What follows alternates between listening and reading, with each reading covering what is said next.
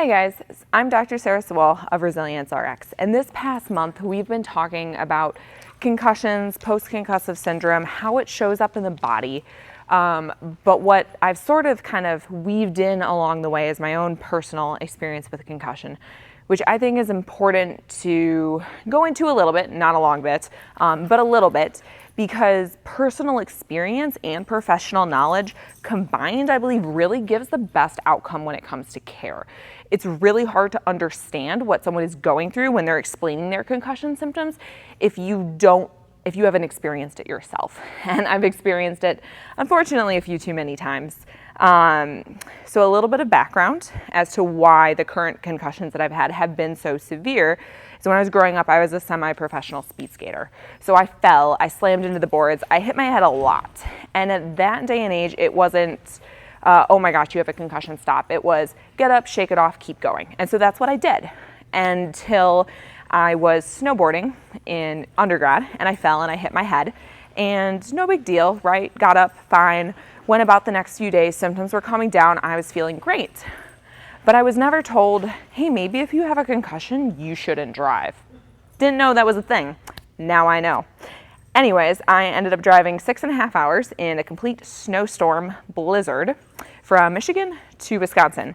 That flared my symptoms up so badly that I was out of school for the next 5 weeks. It was a very long, frustrating process at the beginning of my end of senior year of college. A part of college that's supposed to be really fun ended up not being so fun because I was confined to my dorm room for pretty much all hours of the day. I could walk around, but I couldn't do much else. After about 5 weeks, I was able to go back to school. I went back to school, things were okay. I was able to get back into everyday life, but I still had a lot of really bad dizziness. And unbeknownst to me at the time and the medical providers who were treating me, I had BPPV. I'm not gonna explain or say what that name is because I mess it up every time, but essentially, if you turn, your whole world goes spinning. So for about 3 months, even after my concussion, I would get in the car, I would have to hold on to the car because the car was moving and wait for about 10 minutes before we could go anywhere. BPPV is caused by some crystals moving around in your ear. Eventually those crystals settled or I accommodated to my symptoms and they went away. That concussion resolved. I really didn't have any lingering issues. I was fine. Fast forward until 2017 when I was at a friend's wedding in the Dells. It was the next morning. We were 100% sober. That's an important part. We were just going down water slides. No idea at the time. 2 days later, I was at work. I was like, I feel like I'm drunk, but I'm not drunk because A, I'm at work and B, I haven't drinking. And I got home that night and I'm like, my head's really bothering me. I feel like I have a concussion. What's going on? Lo and behold, one of two things happened. I either hit my head and didn't know it because I blacked out on a slide that was in the dark, or there was an indirect blow or a quick turn that gave me a concussion. Regardless, from that incident, I was off work for about 3 months, 11-ish weeks. Gradually went back to work. For context, that concussion happened in October. It took me until end of December to get back to work. It took me until middle of January to get back to working full days, for which I still went into a closet, and don't tell my boss this, but I did sleep because I was so tired I couldn't stay awake. I had to set a little alarm. It woke me up. I went back to work. But I did that for about another 4 more months. During that time, I was slowly getting used to driving myself to and from work. My visual motion sensitivity, which we talked about a couple weeks ago, is part of the vestibular ocular system, was very, very messed up. And no one who was treating me caught it. And basically, I couldn't sit in a car, I couldn't watch things coming at me, I couldn't drive a car. So from when I went back to work until July of the following year, someone had to drive me to and from work every single day.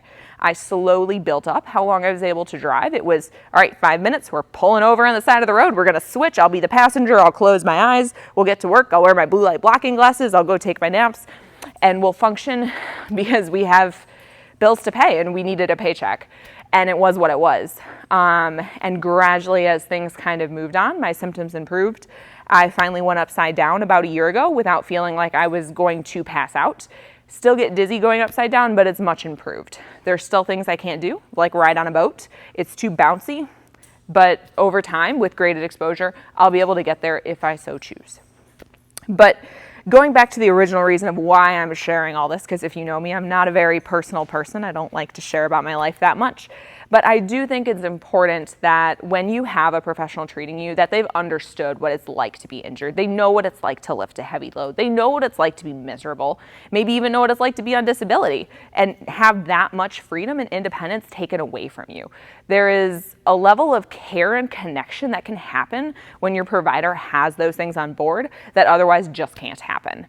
It really helps you get it and connect, and I think that makes a huge difference in terms of outcomes. So if you've struggled with concussions or you have post-concussive syndrome and your symptoms aren't where you want them to be, please do reach out. From personal experience, I can say odds are the care you received probably wasn't top-notch care. I didn't get top-notch care the first time or the second time, and if I had, where I would be today would be a completely different place. So if you have questions, please do reach out. I'd love to help you. I'd love you to get back to experiencing life the way you want to experience it, not necessarily the way you think you have to.